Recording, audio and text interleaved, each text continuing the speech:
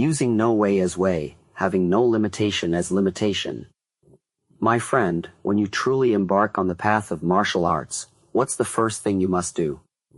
Not rush to learn moves, but empty your cup first.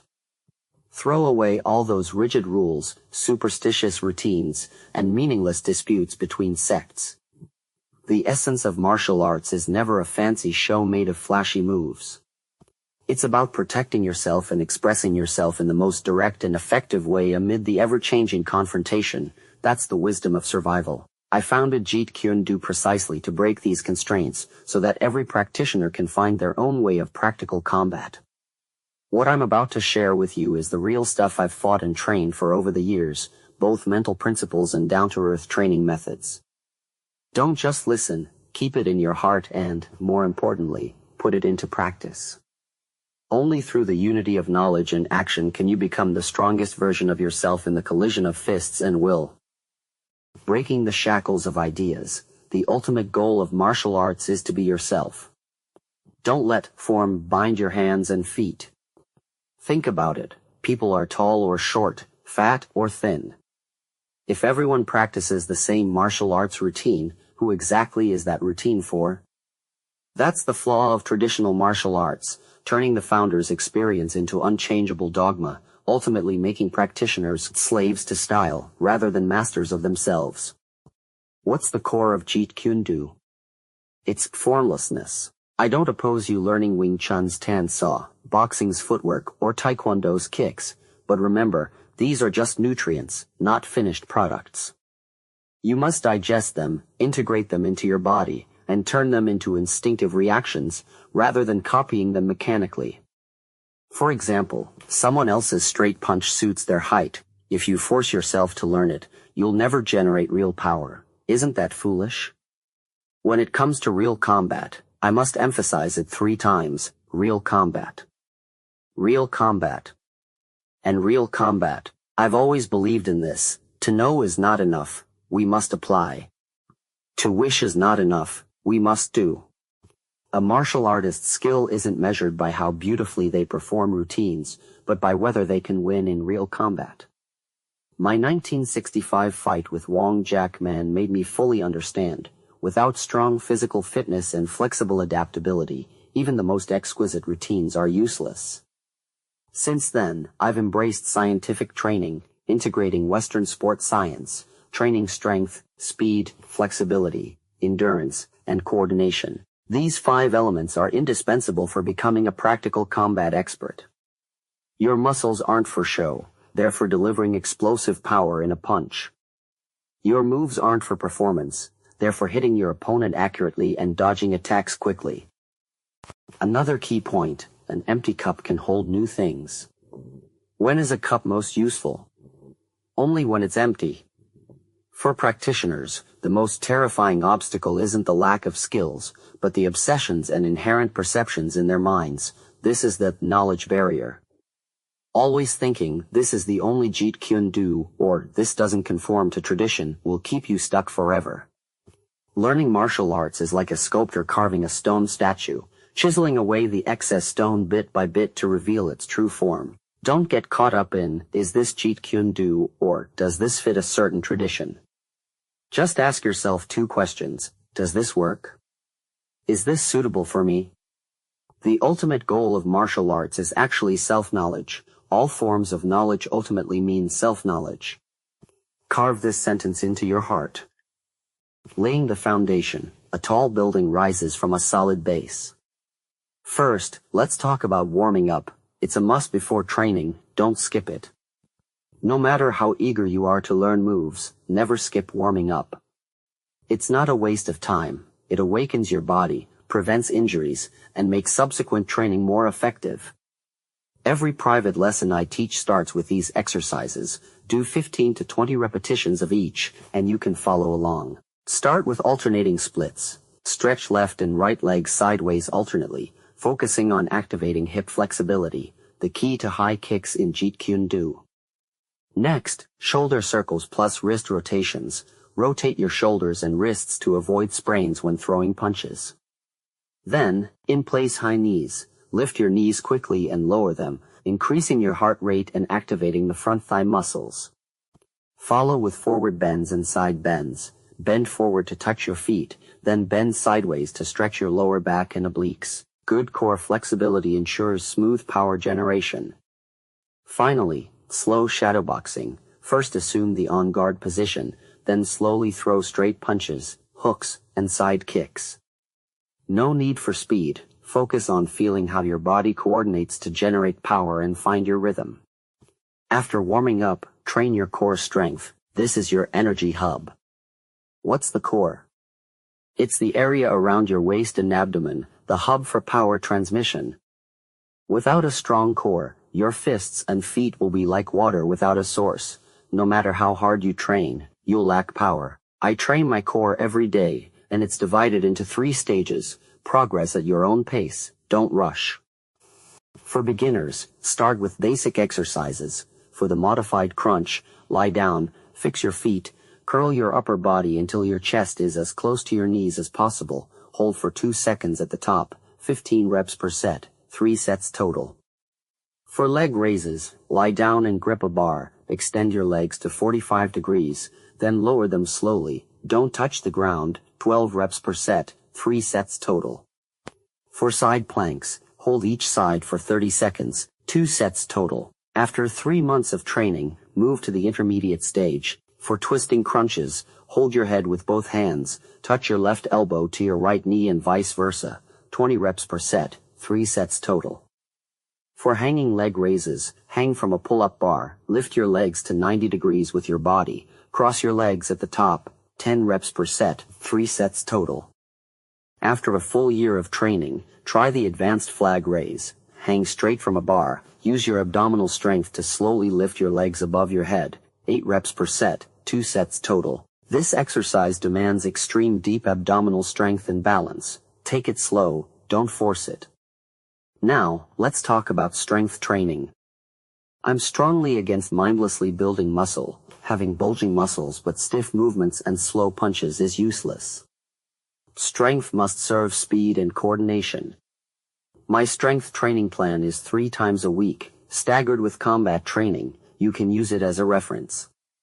For upper body strength, focus on these areas. Forearms are the core of grip strength. Use a 10 to 15 pound dumbbell for wrist curls, 20 reps per set, 3 sets total. In daily life, you can also hold a dumbbell in one hand and squeeze it tightly while reading or watching TV. Train grip strength in fragmented time.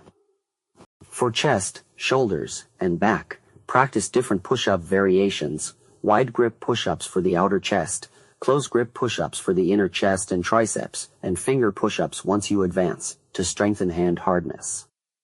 Do 15 reps of each per set, 3 sets total. For pull-ups, alternate between wide and narrow grips. Do as many as you can per set, 3 sets total. For biceps and triceps, do barbell curls with a 15 to 20 pound barbell and overhead tricep extensions with a 12 pound dumbbell, 12 reps per set, 3 sets total. Lower body strength is the trump card of Jeet Kune. Never neglect it. For squats, use heavy weights, 8 to 12 reps per set, 3 sets total. Remember, sit back with your hips, keep your knees from exceeding your toes, to avoid knee injuries, and focus on activating the front thighs and glutes. For calf raises, stand with a 20 pound weight, rise onto your toes and lower, then do single leg calf raises, 20 reps per set, 3 sets total. For tiger toe running, run barefoot or in thin-soled shoes, landing on the balls of your feet with quick, small steps. This enhances calf pushing power and ankle stability. Finally, footwork. I always say, footwork comes before fists and feet. No matter how fast or powerful your punches are, they're useless if you can't hit your opponent. Footwork is the foundation of movement. Spending 15 minutes a day practicing it is definitely worth it. First, practice the on-guard position. Stance feet shoulder-width apart, front foot slightly turned inward, weight evenly distributed between both feet, hands protecting your chin, shoulders relaxed. Don't tense up, or your opponent will see your intentions immediately. Next, forward and backward shuffles. Maintain the on-guard position, push off with your back foot to slide forward, and push off with your front foot to slide backward. Keep your weight stable throughout. Do 30-second sets, 5 sets total. Then, side shuffles plus diagonal movement. Do 20 side shuffles to the left and right, then 15 diagonal forward and backward movements each. In real combat, your opponent won't stand still and let you hit them. You need to adjust distance effectively. Refining techniques. Mastering one move to perfection is better than knowing 10,000 moves superficially. Jeet Kune rejects flashiness. It only retains the most effective practical moves. The following techniques must be practiced until they become instinctive, requiring no thought. First, the straight punch, my modified vertical punch. The power generation principle is crucial. Start from the on-guard position, push off with your front foot, rotate your hips and waist, drive your shoulder forward, and extend your fist, palm facing down. Tighten your wrist when hitting the target. Power travels from the ground all the way to your knuckles. Don't just rely on arm strength. Training methods are simple. Shadowbox 3 sets a day, 100 reps per set. Focus on speed and rhythm. Punch fast and retract quickly, no hesitation. For sandbag training, start with a light sandbag, 20 kilograms. Don't fight against the sandbag. Focus on feeling how power transfers. 50 reps per set, 3 sets total. Gradually move to a heavier sandbag as you progress. Also, strengthen your 1-inch punch. Generate power at close range by contracting your waist and abdomen instantly. Practice 50 times a day. This enhances your explosive power and distance control. Next, the sidekick. Jeet Kune signature kick. Remember the key steps. Assume the on-guard position. Shift your front foot slightly to the side. Push off with your back foot. Open your hips. Extend your leg straight. And strike with your heel or the outer edge of your foot. Retract quickly after kicking. Training steps. First, kick while holding a wall to feel how to open your hips. 15 reps per leg. 3 sets total.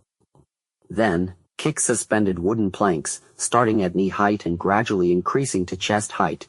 10 reps per leg. 2 sets total. Finally, practice with a partner holding targets. Have them move around, and practice judging distance kicking to improve dynamic accuracy. Also, interception techniques. The core logic is, intercept the opponent before they attack. Counterattack simultaneously as your opponent launches an attack. Don't wait until they hit you to dodge. Training method. Have a partner throw slow punches or kicks. Use your forearms to block punches and lift your knees to block kicks. Then immediately counter with a straight punch or side kick. 30 reps per set. 3 sets total to get the feel. I must also clarify the training principles. During my peak, I used a 30-second exercise plus no rest circuit training model, fully simulating the high intensity of real combat. You can try this circuit: pull-ups, 30s, shoulder presses, 30s, single leg extensions, 30s, bench presses, 30s, deadlifts, 30s, cable curls, 30s, lateral raises, 30s, tricep pushdowns, 30s, weighted rope crunches, 60s, sprinting, 30s. 10 exercises per set, 3 sets total. Recovery is equally important. Rest for 2 minutes after each set. Don't train the same muscle group within 48 hours. Don't think you can train every day. Your body gets stronger when it recovers. Also, eat plenty of protein, eggs, beef, and sleep at least 7.5 hours a night. Don't stay up late.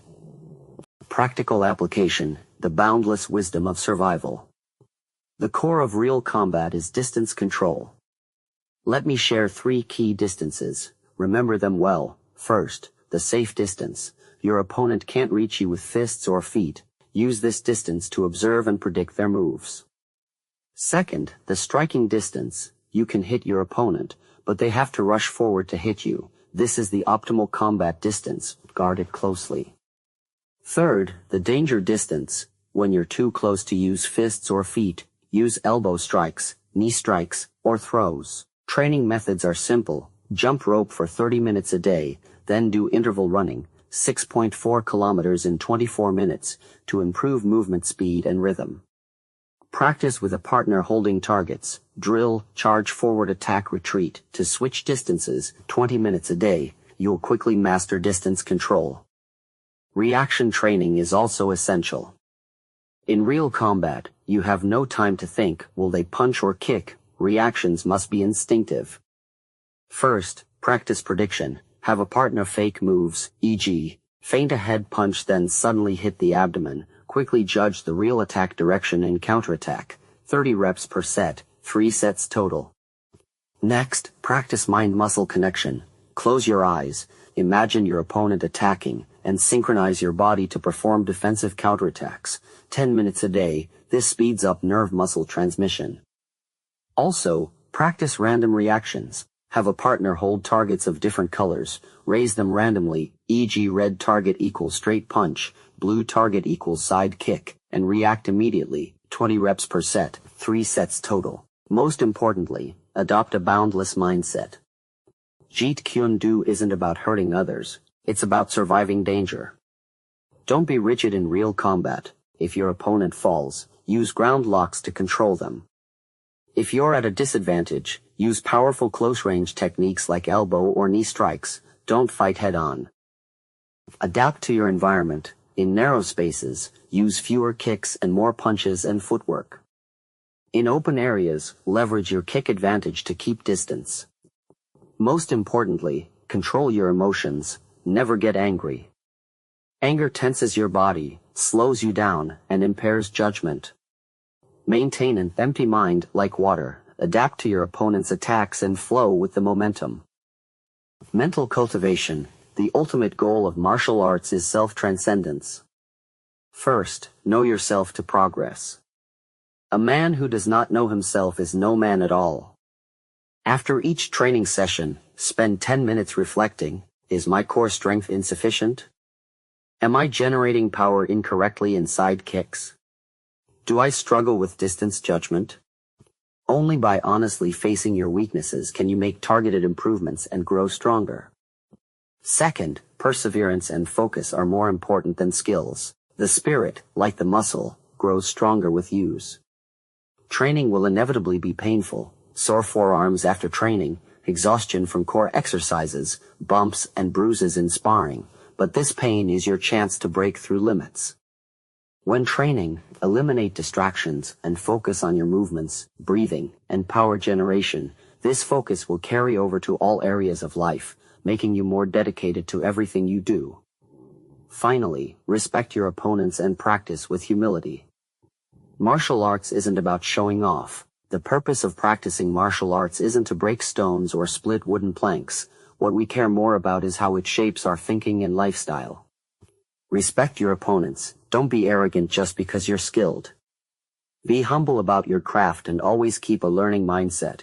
A true warrior doesn't measure strength by how many people they can defeat, but by their ability to master themselves.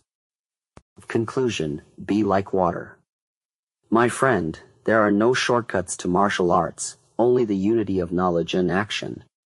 It's not a rigid set of techniques, but a lifestyle of constant self-discovery. Be like water. Pour it into a cup, and it becomes the cup.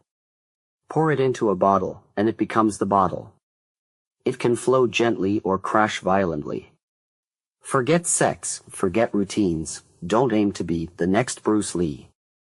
Aim to be the best version of yourself. When your body and mind are truly in harmony, when techniques become instinct, and when real combat feels natural, you will have grasped the true essence of Jeet Kune.